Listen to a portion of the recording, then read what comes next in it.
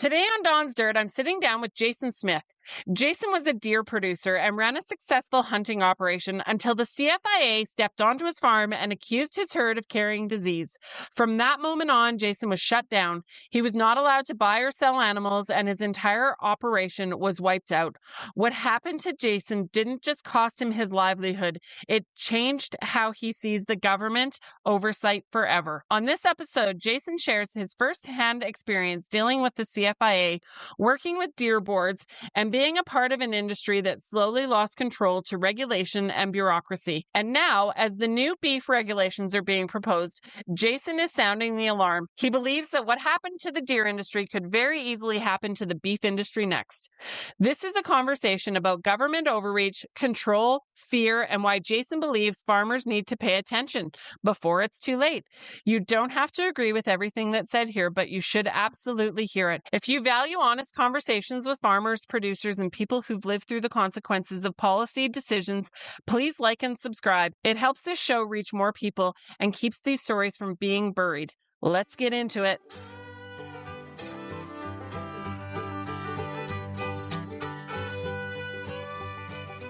Thanks so much for being on the show today.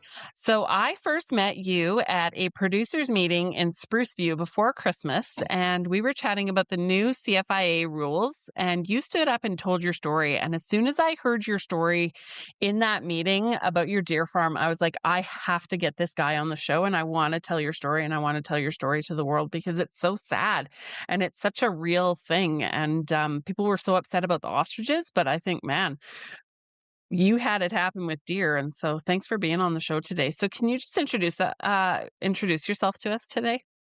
My name's Jason Smith. I'm a farmer rancher from Eckville, just west of Red Deer, and started out my agricultural career in late 90s with whitetail deer, and then probably a dozen or 12, 14 years ago started raising bison on top of that, and then this will be 3 years ago now, CFIA decided that my farm needed to go. And that's kind of where all this come about. And we've seen some posts on the internet about some new regs coming in on the cattle. And that's why 3 years ago we got into cattle. We're going, hey, we're going to get into cattle because it's easy. You fill out your manifest, you brand your cows and put the tags in your ear, and life is good. No BS, less government input, and we can just retire farming in 20, 30 years and just enjoy it. So now that might be a little harder.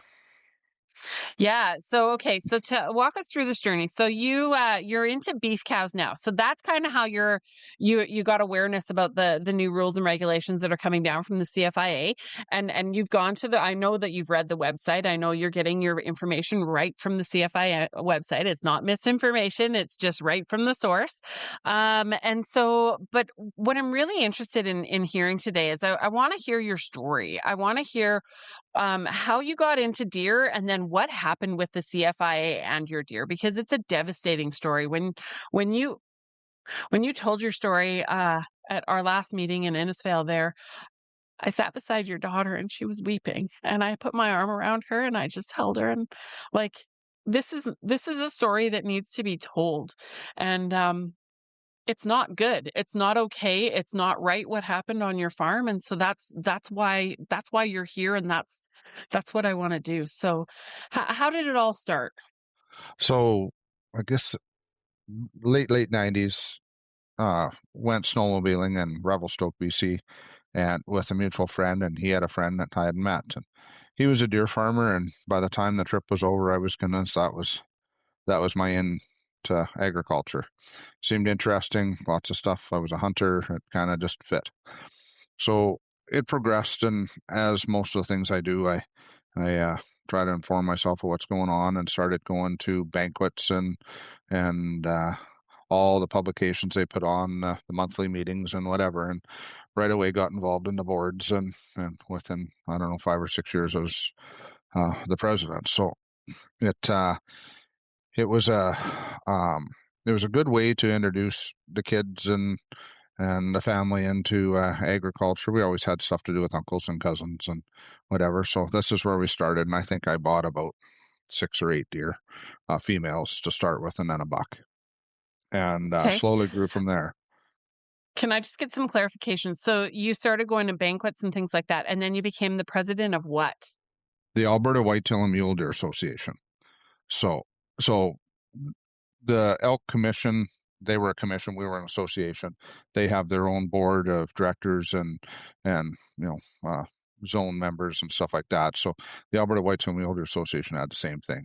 So got involved and met some really fantastic people. Then lots of people in Saskatchewan also, because it was big in both provinces, and got to know people both sides of the border. And the end market for the deer was the hunting industry for the most part.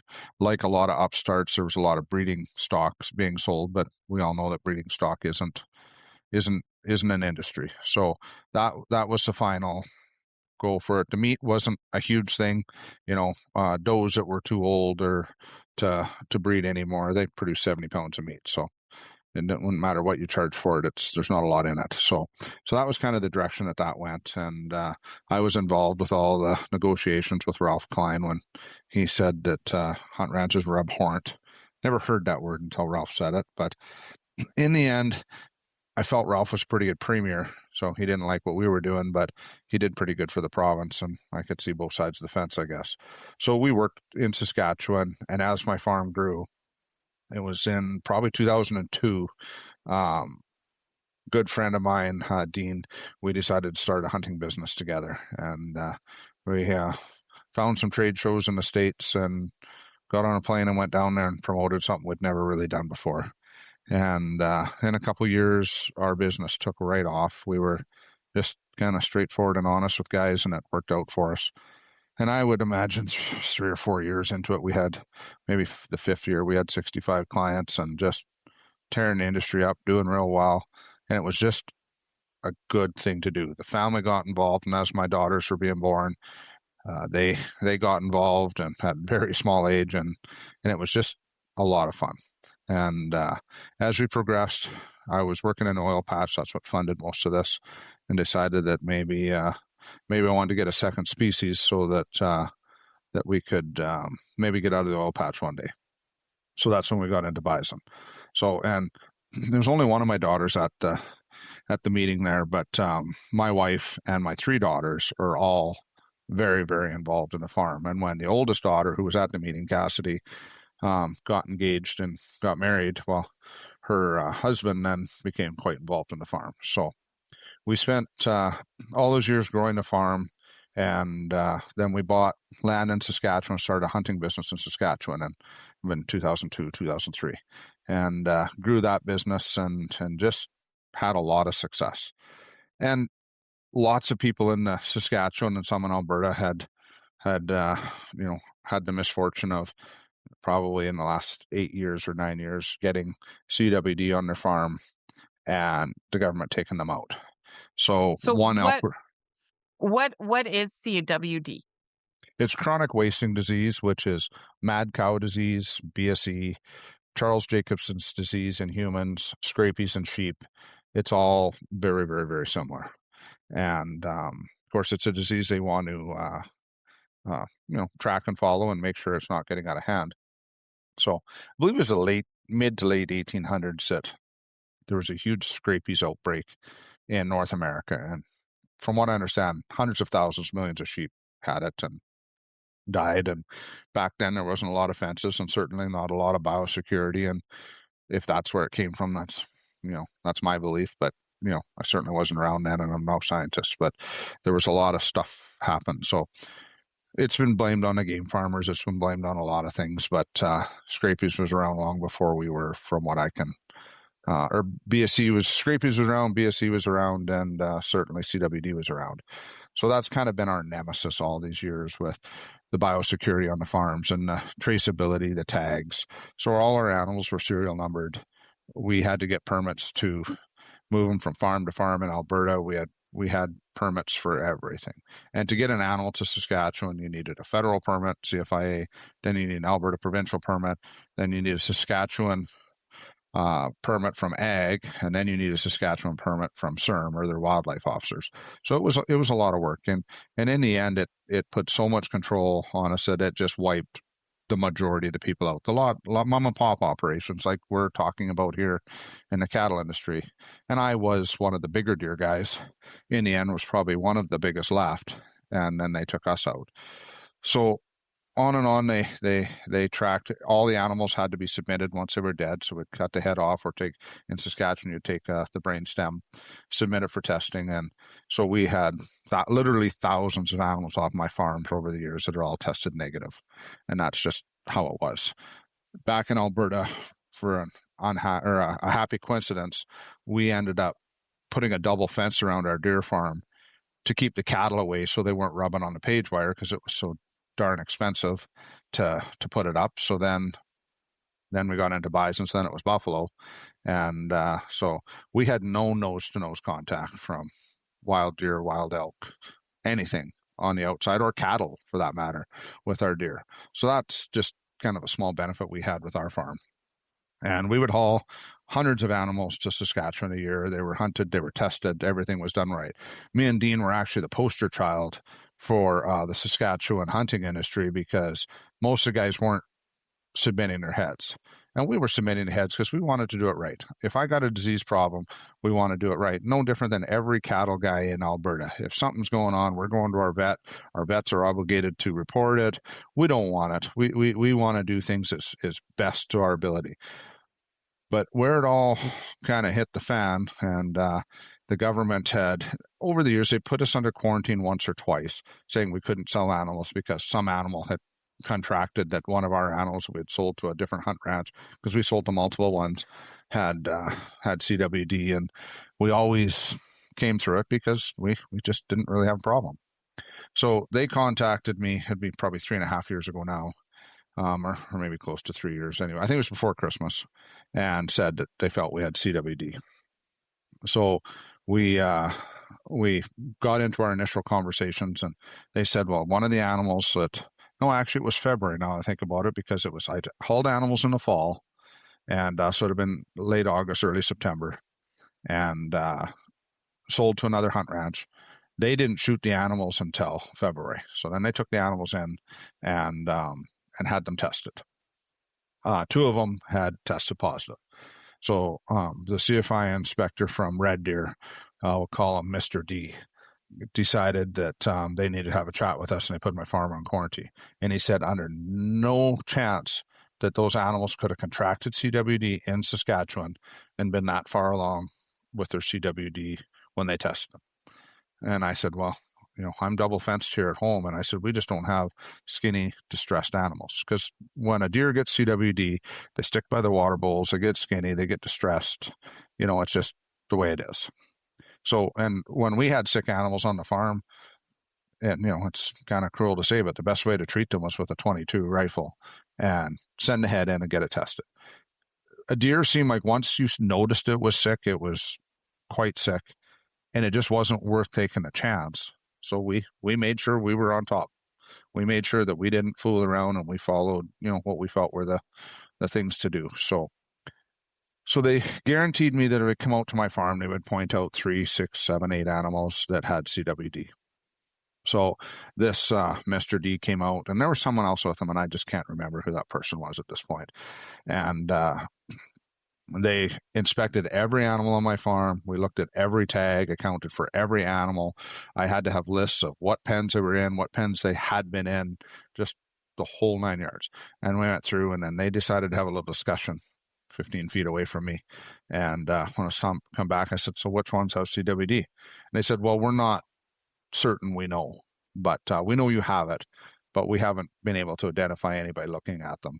So those must have been the only 2 animals on your farm that had it, just miraculously went to the same place at the same time, and both contracted it. So anyway, coincidence, I guess, my unluck, whatever. So they told me that they're quarantining my farm, and I would never be allowed to ship an animal off my farm or bring one onto my farm. And so that's, I guess, the difference with, I don't know a lot about what happened with the ostriches in BC, but my deer were expensive to feed. They were highly profitable, like lots of deer we sold for 20, 25 grand.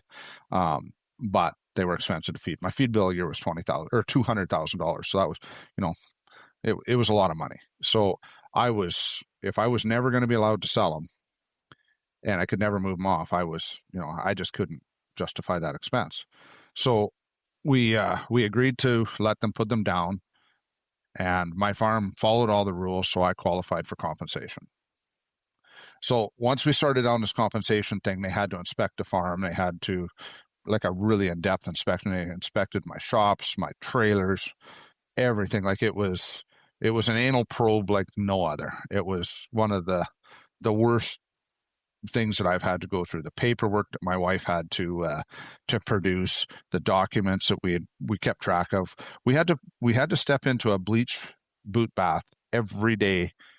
If we went onto the farm 10 times a day, we had to get into that boots bath 10 times a day.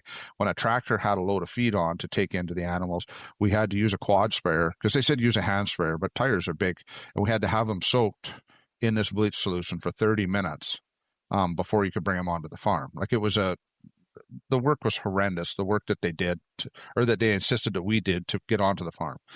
So anyway, so we agreed to put the animals down, because with all the work it was to go on the farm, to keep our status, to move animals off and stuff, was just, it wasn't doable. And there was the government, they told us there's no way that you're ever going to get your ability to ship these animals again.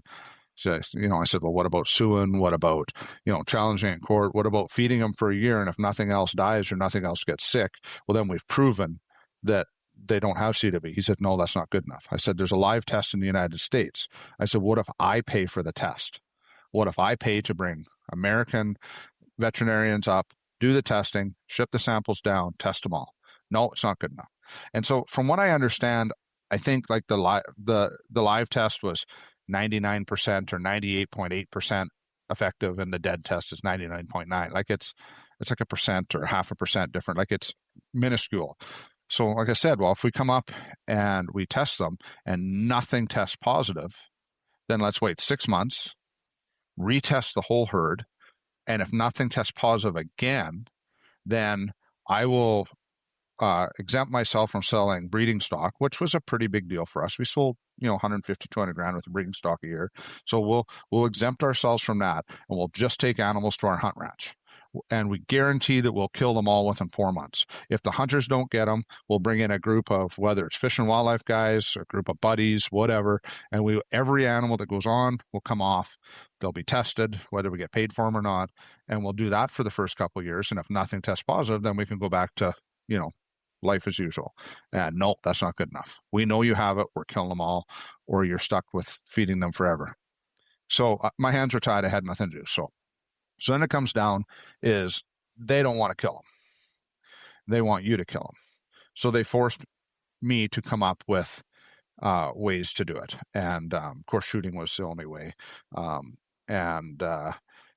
you bring neighbors on? Do you do this? Do you do that? Do you, hire like, nobody cares for our animals like we care for them ourselves. And you go into it and say, well, I don't trust anybody to have the sympathy for those animals like I do. So we did the best job we could, and we did a very good job. So the people that had done it, because I know many other friends, people that are almost family, that have had to put their herds down, and I didn't necessarily think that how they did it was the best way. And we came up and we did it really well. And we actually videotaped it all. And there's times that we had just me and my son-in-law, we could have 25 deer in about 45, 50 seconds completely dealt with. And that was as efficient as we felt we could be. And anyway, so it was heartbreaking. My oldest daughter, being the oldest one, she had spent the most time on the farm, because hence she's the oldest daughter. So she couldn't be around when we did that. And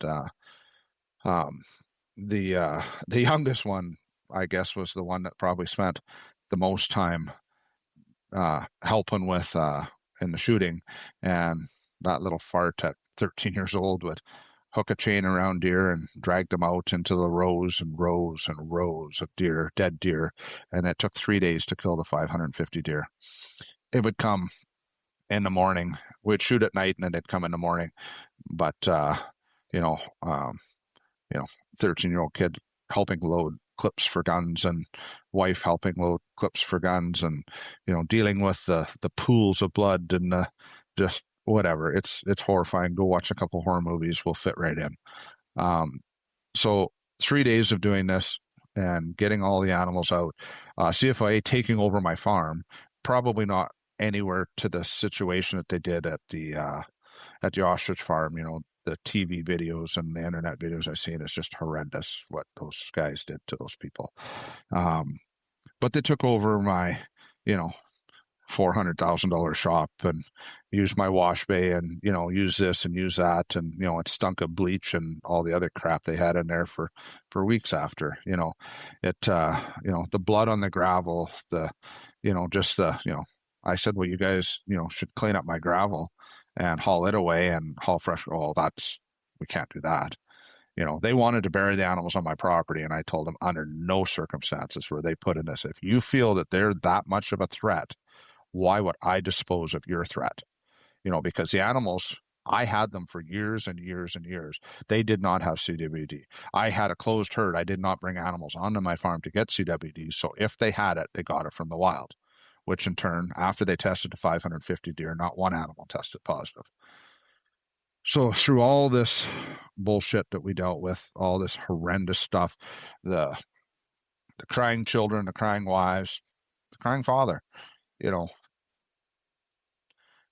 I went in an industry that was nowhere near as big as the cattle industry. We weren't even in the same realm, but I started off with 8 or 10 deer, and I had my farm, and my ex-business partner Dean, he had his farm, and he was taken out a couple years before me, and we did something that very few farm boys from Central Alberta could do. Is when we kind of quit the hunting and stuff like that, we had half of the entries into the SCI record book, which is Safari Club International, from our little ranch, which was the biggest whitetail hunting preserve in Saskatchewan at the time. We did some fantastic things. We followed the rules. We did everything the government did. And we would sit at these meetings and we would negotiate that, no, this is too strict. This is too this is too that. And we'd agree to 8 or 10 rules. And the damn paperwork would come out 6 months later and there was 15 rules in there. Like I've had a few beef guys argue with me, well, these rules that you're spouting off about are not what we agreed to.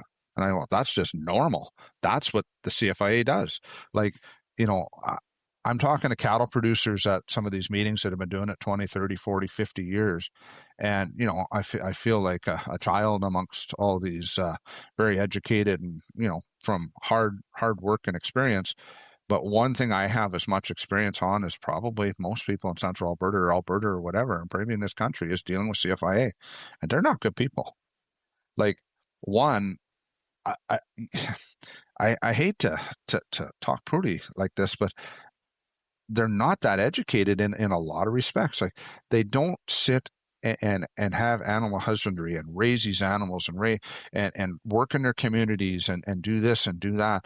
Like, these farmers that are walking out by that fence post that's wore in an 1.5 or 2 inches because he's opened it thousands, hundreds of thousands of times, and he looked at the back end of a cow or the back end of a deer or did this or do that, and generations of this.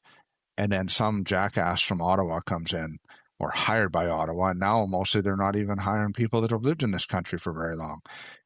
They don't understand what we do in Canada. They don't understand what it's like to raise an animal -40. They don't understand what it's like to get feed off in between rainstorms in the summer just so your animals can do this and survive, and the infrastructure that we build and the families that do it with us. Like, my kids were knee high when we were doing this, and my youngest daughter at 12 years old was checking my herd, which the oldest two did the same thing at the same age, but they go out and they check the herd. And if we had an animal that dies on our farm and it falls in the tall grass and rots and the head isn't testable, we would lose our status to sell to Saskatchewan. And that's the kind of stuff that's going to happen with the cattle industry. It might be a few decades away. It might be 5 years away. I don't know. But the rules were so strict.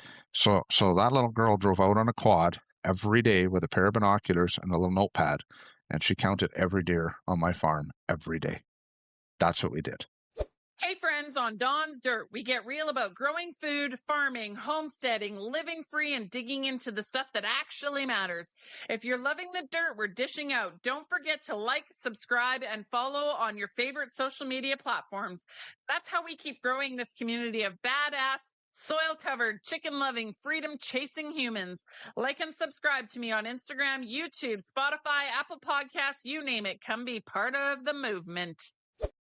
Yeah, when you were talking at the meeting, you were talking about your daughter and you were talking how she fed her bottle baby deers and how, Yeah. like it's really a connection. Like your family was really connected to this herd and your animal husbandry was up to par, even the double fence and things like that. Some of the things that stood out to me when you spoke and shared your story at the meeting is just how good of a farmer you were and are, still are. Anyways, and then it also stood out that you have dealt with CFIA, not just on this level with your deer, but in the rules and regulations. And you were you said you were the president of a board. And so you would go back and forth with CFIA, writing rules, coming up with policies and things like that. And so can you tell me about how that process was? And, you were saying something about a binder that was like 14 inches thick and they would come out with a couple of things. Can you just expand on that? What it's actually like to deal with CFIA and these rules and regulations? So they would, and on top of CFIA, it was Alberta, also the Alberta and Saskatchewan governments too. So we actually had 3 sets of rules to follow, but they would come up with new rules all the time. And we would agree to one thing, and then, the rules would come out and there'd be 2 or 3 more things involved. And I'll be honest, the Alberta government did it, and mainly the Saskatchewan government did it, and CFIA. So they all did it. And that's just government overreach to start with. And that's why I proposed that we had a producer-driven program to track traceability.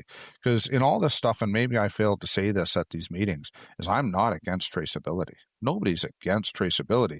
We're against the government overreach. And what's the next step? Because I lived it.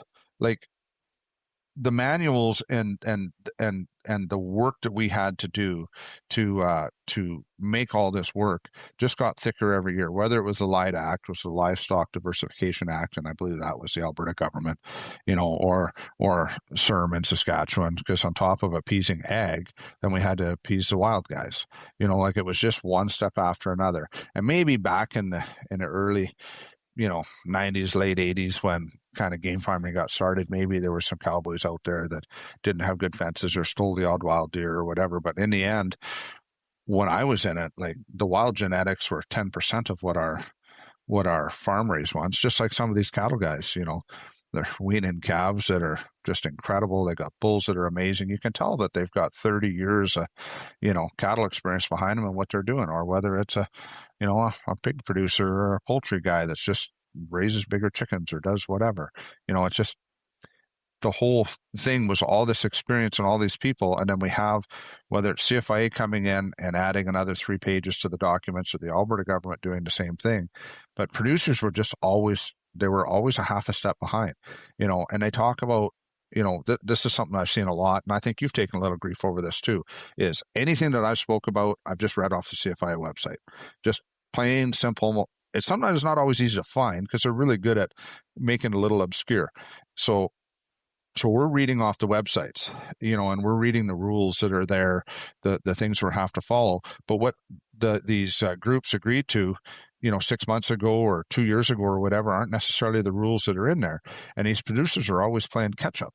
It's just one big thing of catch up, and that's all it's ever going to be. And as soon as you just figure out how to implement the rules that they just put in, your binder gets another 4 pages, 3 pages, 10 pages, whatever.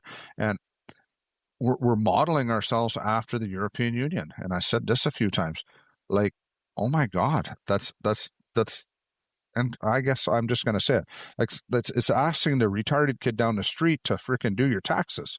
Like, I'm sorry, that's not who we ask. You ask the smartest kid in the class, like you ask the people that excel at this, and people are getting mad. They're threatening people. And like some of these people on these boards, like they're pushing their agenda, like who they said they consulted. Because I've got some cousins that are be fourth generation now farming, and 3 generations are still alive on the farm, and none of them knew anything about it. I've got neighbors that are the same thing. The one neighbor across the street's 100-year farm. They were not consulted. They were not told. So maybe we don't read the publications. Maybe we're so wrapped up in feeding Betsy in the backyard that we don't know. But you would have thought somebody that I know a lot of farmers. You would have thought somebody would have heard something. And the only people that I've ever found to know anything about it are sitting on a board. So how is that consultation? For sure. And so for the listeners that are maybe just don't know about this yet, but the CFIA has now changed the rules around beef traceability. So beef actually has a really good traceability program, a current one, but they're wanting to change all the rules and regulations. And so what they're wanting to do is they're wanting to put everything into a government database so that every time you move a beef on or off your farm, not within your farm, but on or off your farm, it has to be put into a government database so the government knows where every animal is at all times so they can be tracked and traced.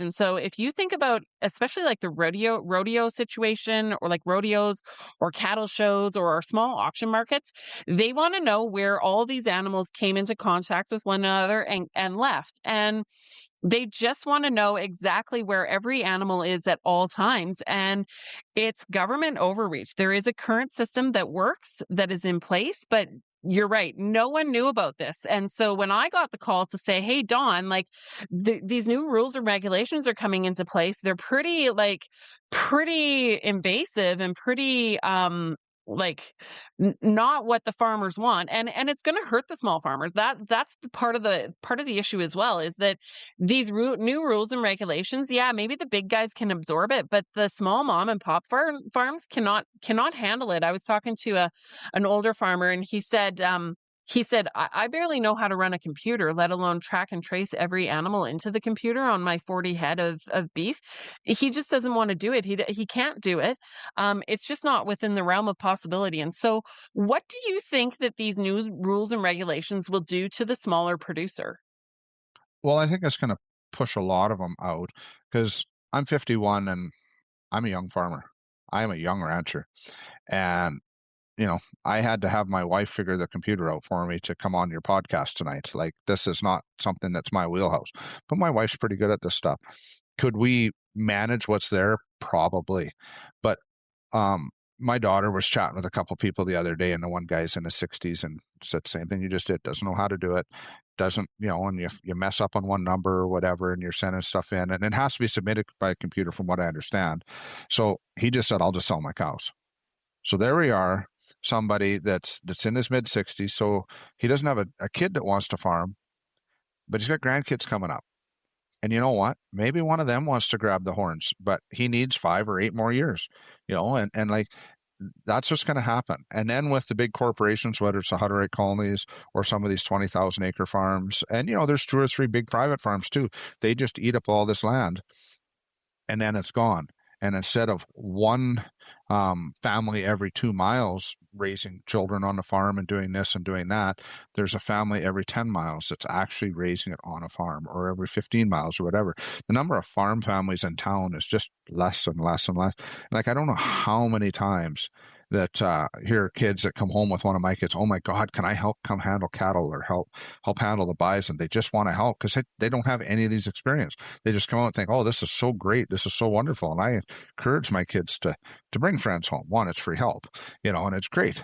And these kids love it. They just love coming to help, and because they just don't experience it. And when I grew up, most farmers had 2 or 3 or 4 quarters, and they did just fine. They had nice houses. They got to play hockey and went on a holiday once in a while, and life was good. And it's just not there anymore. Like it's just not there. And the competitiveness in the markets, and somebody like me, like we've got just over 300 cows. We're still, even though we're above the average, we're still a pretty small farmer. And it seems to be the people that are yelling the most and balking the most at this are the feedlots and the big guys, and they're the ones pushing it. So what do they know that we don't, or why are they pushing it? Maybe it's just to force a few more guys out so they can get a few more head or a few more quarters. I don't know. I don't know. I would like to see all my children grow up in the country, which we have that plan. They're all going to have houses in the country. Looks like only one's going to be a farmer, but they're all going to help each other. And like, what could be a better thing? And who knows? maybe my oldest daughter who wants to take over the farm with her husband. Maybe it won't even be her kids that want to farm. Might be the youngest one's kids that want to farm, and they're going to take it from uncle and auntie. Like, who knows? But that's the whole idea of trying to give everyone the opportunity. And even if they all grow up to be doctors and lawyers and school teachers and don't want to do anything, they're going to damn well come over and help, and they're going to see, you know, from the ground to their plate, you know, from the beginning to the end, and that's stuff that's important for everyone. I remember when I was in grade 6, and I don't remember what class it was, but they had different groups, and it was different people. If the tire shop would have 4 or 5 kids, and they would kind of teach the kids what was going on in the tire shop, and then maybe it was the lawyer in town or whatever. And my group was a farm group, and my 2 uncles farmed together, so there was 4 or 5 or 6 of us, and one of the teachers took us out there. Maybe it was a parent, I don't remember, and we got to spend a day on the farm, and we had to write little reports on what happened and stuff, and like it was just good. Well, my kids sure haven't talked about anything like that. It's just we are losing our sense. And all these little guys, it's just one more expense, one more expense. The tractors, like tractors I bought 5 years ago, are almost double again. You know, like we bought 305 grand for one tractor here, well, 6 years ago now. That same tractor's 550,000. Like you can't keep going in that direction. So it's pushing us out, and it's more regulations here. So that guy that's in his 60s or 70s, or even someone like me, doesn't know how to run a computer, and you want me to go into the office, and wasn't fortunate enough to have a wife that knows what's going on. Like, there I am for a whole damn day to put the numbers into the computer that I spent 3 hours or 2 hours getting off 180 or 200 cows. Like, it's just, and it's unnecessary. It was said at those meetings, we have a system and it's not broke. So if I trusted CFIA, okay, if there's something that you can come out with that streamlines this, but there's got to be 2 options. There's got to be 2 ways to do it. And you know what? If it's so damn important, instead of, I can see billions of dollars of waste in this country, have someone come help us. You want the numbers so damn bad? Get one of your little goons and put his white little uniform on, and you can come scan my cows for me. I know if Albertans get together and make an Alberta solution to an Alberta problem, because we don't have a problem in Alberta. We got brands, we got tags, and we got manifests. Life's good. So we will clean up the system if it needs to be cleaned up, but there's brand inspectors, and I've screwed up and wrote on my manifest and didn't put my wife's name on. I just put my name on because we're in a hurry to go there. I get a call from the brand inspector every time. Excuse me, this brand is registered to you and your wife. I'm like, oh crap. And I said this last time. I said, well, why don't you just send her the check and then we know it's good? And he laughed. Because there's checks and balances on all this. We're fine. Like they know what's going on. The system right now, it works, and it works well. So if I sell an animal, and if they can find out that the check shouldn't go to just me, it's got to go to me and my wife, they sure should be able to figure out if something's got BSE and figure out how to get it back to me and find out where they came from. Are you sitting on a farm or homestead that could be making you real money? Tired of guessing on how to market your products? I owned a 36,000 square foot greenhouse. I ran 2 farm to table stores. I had 30 people on payroll. I brought in $2.5 million in gross revenue in 2020, selling farm goods directly to customers. Now I teach farmers and homesteaders how to make money and save money off the land they already have. Whether you're selling eggs, beef, produce, baked goods, or anything in between, if you want to get into direct marketing and grow your sales, I'm the girl for you. Stop leaving money on the table and start putting it into your bank account. Join me at Dawn's Dirt Business Coaching, and let's make your farm pay you back. Right? And that's the point, is we've already got checks and balances. So why do we need this all into a government database where the government knows exactly where every animal is at all times, at all moments? And I don't know, to me, it's just a little bit of overreach. And if I got a text when we were in the middle of that meeting, I actually got a text from someone, and they said, in Finland right now, every dog and every cat and every gerbil and every animal needs to be registered on the database. And so that's where this is headed. It's not, maybe you can do this now with beef, but where does it stop? And that's the point. And that's what I really wanted to hear in this podcast episode is, you've dealt with CFIA. You know how they operate. You know that they'll say this and make it sound good. And next thing you know, the bureaucracy is just layered and layered and layered on, and you're having to do 10 more things than you even agreed to. And then they still came in and they still decided that your farm was basically done and every animal had to be killed. Like, that's the point, is they just come in and they don't look at it as a farm and an animal and food and things like that. They look at it as like numbers on a page. And one thing that I was going to ask you, you said it in the when you shared at the meeting there, they came on to your farm and at the end of the day, all of your animals tested negative. And so what did that Mr. D, what did he say to you at the end? So it was a few weeks after, because it takes them a while to get them all tested, and they came back and they had some paperwork we had to sign and whatever, and he said to me, "Well, at least we know." And I did promise my wife that I wouldn't go to jail over this whole situation because there was a lot of, I guess, typical husband and wife pillow talk that was pretty aggressive, and and that broke me. You spend your life being a good person, and you have a slimy little SOB, you know, run by a pile of other slimy little SOBs, and they know damn well what they're being asked isn't right. When he looked at my farm and he couldn't see any skinny, dying, diseased animals, he had doubt. I know he did. And up the line and up the line, there's always doubt. They think they know, but they don't. And I can guarantee you too now that my farm was proof that those animals can contract it sooner and be at a later stage than anything that they ever known before. And I could guarantee you, if I had the knowledge and the ability to go into their database and find out if their policies have changed, I can guarantee you they haven't. They don't care. And I've said this before, CFIA is killers. They're absolute killers. That's all they do. They want to talk about what's better for the farmers, what's better for the consumers. They're touting this off as this is going to be better for us to have more market access and all this kind of stuff. We all know that big business runs government, whether it's on this side of the border, south of the border, across the pond. Big business runs government. This is my opinion. Call me a conspiracy theorist.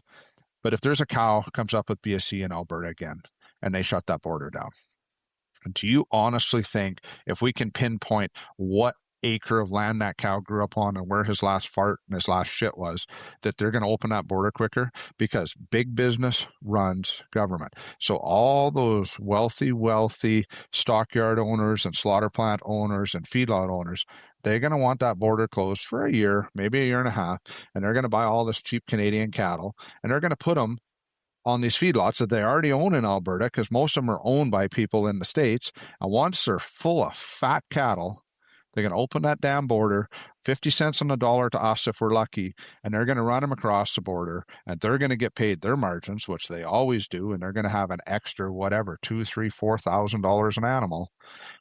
I ain't going to get paid anymore. My neighbor ain't going to get paid anymore. And the guy out east in Quebec that has cattle out there and the guy in Ontario, they're not going to get paid anymore. So why are we doing this? So if Alberta has a made in Alberta solution, we make ourselves a jurisdiction.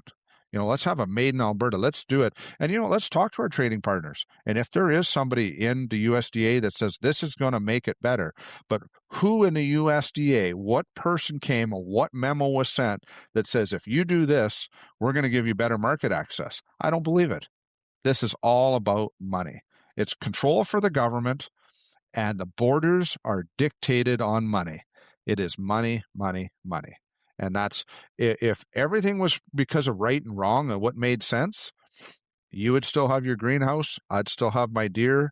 It's just how it is. So it's money.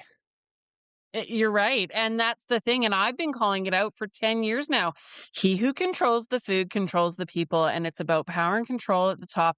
And I think that's what we're seeing within this whole beef thing is you've got the big ones at the top and money, money, money, power and control. And it's just going to put more and more and more out of business. And that's sad. We talked about it earlier. I think more kids need to know that their food doesn't come from a grocery store, that their food comes from a farm. People need to know that plant a carrot seed and you pull it out of the ground and you eat it just like that. They need to know that their beef was raised, down the road. They need to be able to see and connect the dots between, where their food comes from. And we've got more and more disconnect between the farms and the people who are eating. And then, follow the dollars, follow the big business, and follow the bureaucracy, and that's where it's landing. And that's why I spoke up, is because there was a young mom, and she's just got 25 head of cattle, and she's like, I want to have a farm for my kids. I'm afraid I'm not going to have a farm for my kids, and that is why I opened my mouth. And that's where we're at. It Yeah. sure is. And I think if we do a made in Alberta solution, I've traveled the world hunting. I've seen many people all over, some incredibly intelligent people. I've seen some industries in other countries that have succeeded and failed, and seen what they're doing and applied it back to what we do here. And I can say without a doubt, Albertans are as intelligent as any group of people across this world. So if there is a way that the US government would accept our beef on a quicker, after some disease outbreak or some problem, I think the best solution is to have these intelligent people in this province who we've proven we're the breadbasket of Canada. Maybe the province to the east of us is very similar. So we raise all this oil and gas, or raise all the cattle, all the grain, all this oil and gas, which Saskatchewan's got a pile of that too. We're doing the fabulous, wonderful things. So let's take good producers out of Alberta and go to the States and have chats with USDA. Is there something that would make it better for us if something happened to get our animals down south? That's a question that I'd love the answer to. But why are we doing a made in Ottawa scenario? Because anything that's come out of Ottawa since I've been old enough to remember hasn't really significantly improved the life of people in Alberta. I listened to my grandpa when I was 8, 10 years old and can remember. He talked politics more than anything. And I've never heard him say, you know what? Chrétien did this or this did that, or somebody did something positive for the West. It's just, we've seen the cartoons, the same cartoons been in the papers back and forth and now on the internet with the cow and eaten in the West and being milked in the East. Like it's the way it is. So somebody show me something tangible that says that I need to do this to help myself out, or maybe we should maybe take a little page out of Ralph Klein's book and tell him to piss off. Yeah. Yeah, that Ralph Klein, he good and bad. There was good and bad with him. I remember when this is off topic now. I'm going on a little rabbit hole here, but there was something to do with the natural gas prices, and my dad, he ended up, this is where I got my page from. My dad phoned Ralph Klein's office every day and left a message and was talking to them about the natural gas prices, and there was something with natural gas, and his office said, "Well, put a sweater on." And my dad said, "How do I put sweaters on cucumber plants? You can't really do that." And so I don't remember I was young then. I don't remember what all went down. And so when we had the carbon tax in Alberta here, I phoned Notley's office every day for 6 weeks. "Hi, I'm talking to you about the carbon tax and what it's going to do to food prices." And so, yeah, it's crazy. We need more. I don't know. What's your thought on this? I like the idea of small farms, and so more farm to table. What's your thought on farm to table? I'm going to ask you that question. I think it's excellent. And I'll be honest, I have people ask me all the time, do you have a half a beef to sell? Do you have a box of steaks to sell? And I'm like, well, I haven't followed the rules, but I know I can't just sell a box of steaks. I know I can't do that. I know you have to sell the whole animal. I think you can sell it to 2 people. I'm not sure. And there's a limit to 4, 5, 6. I forget. I just don't want the stress, because there's so many rules. Now, if they would make it to where we could function a little better, I think it's the most wonderful thing in the world. And you know what? You got Bob the carpenter and Frank the lawyer in town, and they want to do it. So, sell them a calf or whatever, and maybe their kids can spend a little time out in the farm and kind of see how it goes. There's so many wonderful things that we could do. And if they just want to show up and have somebody butcher and slaughter it and send it to the butcher shop to have it packaged so they can put it on, and they know that what this animal's had. They can come out when we're handling animals. What's this animal had? Well, we keep good track of that. I'd like to buy a steer calf that's never had a needle that's for antibiotics. Or no problem. If that's a thing, I'm not too worried about it. But if that's a thing, as long as I wait my 60 days, I'm happy. So there's so many things that we could promote this, and then they're not filling the Walmarts and the Costco's of the world that it's just another billionaire making a little more money. And maybe I get to make two or three or $400 more an animal, and they get a little better meat and it's cheaper. They buy more at once, but they get the meat a little bit cheaper and certainly a lot better. And life is good. Like I want simple in my life, and that's why I got into cattle. And here we are back at 1990s again, like, in the deer industry. And I do not believe that they're not taking this farther. If I thought this was the end of it, I wouldn't be on your podcast today. I wouldn't be standing on my soapbox and telling people, hey, I've walked down this road and I'm suspicious. Once bitten, twice shy. I see the writing on the wall and it ain't going away. No, and that's the thing.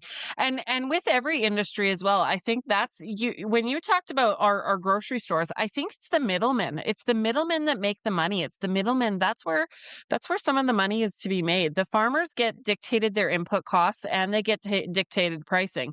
And so that's why we've seen big farms get bigger. And I don't fault them for getting bigger.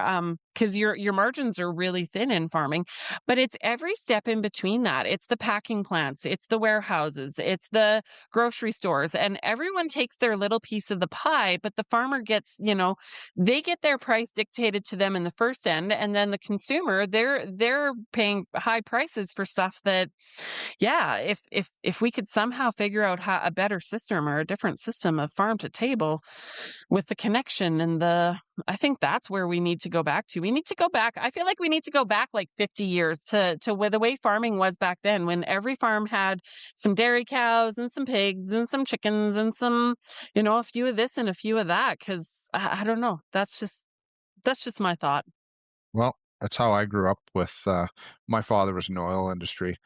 So we didn't have a pile of farm animals around home, but 3 miles away it was my uncle's place, and me and my little brother spent a lot of hours there, lots of summers there doing stuff, and it's everyone did it. I don't know how many people sold eggs and how many, sold pork and how many, just whatever. Like, it was just how it was, and it was good for everybody. Nobody died because they bought a pig off of Farmer Brown. It just, like, it just wasn't an issue. And we Yeah. need to get back to our roots. You know, these phones and this technology and all this shit, it's not better. Like, it might be more convenient for some things, but we don't have a better life. In my family, and this is my wife's rule, and it's probably the number one thing that's brought my family closer together, is no cell phones. If you open your cell phone at supper time, God help you. When we're playing card night and game night with the kids, like, do not sit on that. We limit. Two of my girls are out of the house now, but we limit time on internet. We do all that. We limit time for ourselves. Like, what's wrong with talking to your neighbor, going for a visit, or playing a card game? Like, we were just in Canmore for the weekend, and that was one of the big things, is find a new board game for the family. Like, we don't do enough of that. And it comes from whether it's feeding ourselves, whether it's spending time with our family, or anything we do. We need to spend more time going back to our roots, because the direction we're going isn't better. Everything. It's just always going the wrong way. I don't need my truck to massage me. Do I like it? Yes. But is it enhancing my life? No. Sitting at the table with my family, eating food that came out of my garden and out of my pasture, and without a cell phone interruption, that enhances my life every night. I agree. And you know what? Back to this whole beef traceability thing. I think that's half the problem. Is we've been sending out emails and we've been sending out messages and we've been, did you read the magazine? No, people are busy farming. They're busy doing the work on their farm. They're working the land. And we've lost the art of just going to the neighbor's house, having a cup of coffee. And like you said at the beginning of the podcast here, no one knew anything about this. And it's because we're not connected anymore. We're not going down to the neighbor's house and having that cup of coffee. We're not, going down to the local coffee shop and talking to all the farmers, or doing the community. I grew up have it with the community dance at the local, community hall, and where you connected with everybody. We've just lost some of those things in life. We've lost the small farms. We've lost the farm to table. We think everything comes from a grocery store, and you're right. We just need to go backwards that little bit more and start connecting to people more. And it was the miscommunication. That's what it came down to, is a miscommunication between, the people making the rules and the people who now have to follow them, because it was a lack of communication. And that's a big word, communication. I think we could take a couple of subjects out of school and insert a communication course, which would really help out. And why aren't they teaching kids how to do some of this stuff? And all these kids are doing work experience and they're doing all these great, wonderful things, but most of them have no clue, that a chicken has one egg a day, that, you don't eat a laying chicken, you eat you know, it's just, there's so much. Brown milk doesn't come from a brown cow. Like, there's so many things that we could teach these kids, and it's not all, going to be their cup of tea, but it sure doesn't hurt that they know it. And the people that want to know, they should have the ability to have fresh meat, fresh produce, and fresh whatever. There is some of these community gardens and stuff in town and stuff, and that is a good idea, but it's such a small amount. Like, we'll be probably May before we're not eating produce out of last year's garden. Obviously we don't have lettuce left, but that's what my wife canning and freezing and blanching, and like, that's what we do. And if there's a piece of red meat on my table, it came out of the pasture. That's amazing. And that's actually what I'm doing now. So I went from having my greenhouse and my farm to I now teach people how to grow gardens. And even if you live in town, you can grow a garden, grow a big garden and have a few chickens. I think if everyone grew a garden and had a few chickens and then bought their beef, from the farmer down the road, I think that's where our food system needs to go back to. And that's what I'm doing, is I'm teaching people how to do that now. So thanks so much for Uh, being on the show today. Do you have any final words of wisdom or final thoughts about CFIA or the traceability rules, or what give us your final thoughts? Most of your neighbors you can trust because they'll shake your hand. And if a man comes onto your property and the first thing he does is not shake your hand and tells you he's from the CFIA and has a card and sticks it in your face or tells you what you can and can't do, don't trust him. I trust the people that the first thing they do is come and stick their hand out and say, "My name is Jason. I'm your neighbor. I'm your friend. Can I help you?" And even if you have something bad to tell them with straight shoulders and a handshake, and it'll be all right. CFIA does not do that. That's what I can tell people, is this is more to come. Yeah. It's so sad. Your story is awful. Yeah, it's awful to hear that you had a whole herd of deer wiped out because they thought they might have a disease and it turns out they didn't. That's disgusting. It's disgusting. So, Well, we're a country, we're farm, we're friends, we're family, and we now have another direction, and we're all happy. And tragedy sometimes leads you down another path that's pretty good, and we're on a good path now. So I'm going to stand up, and hopefully we don't have to do that path again. I love it. Love it. Thanks so much for being on the show.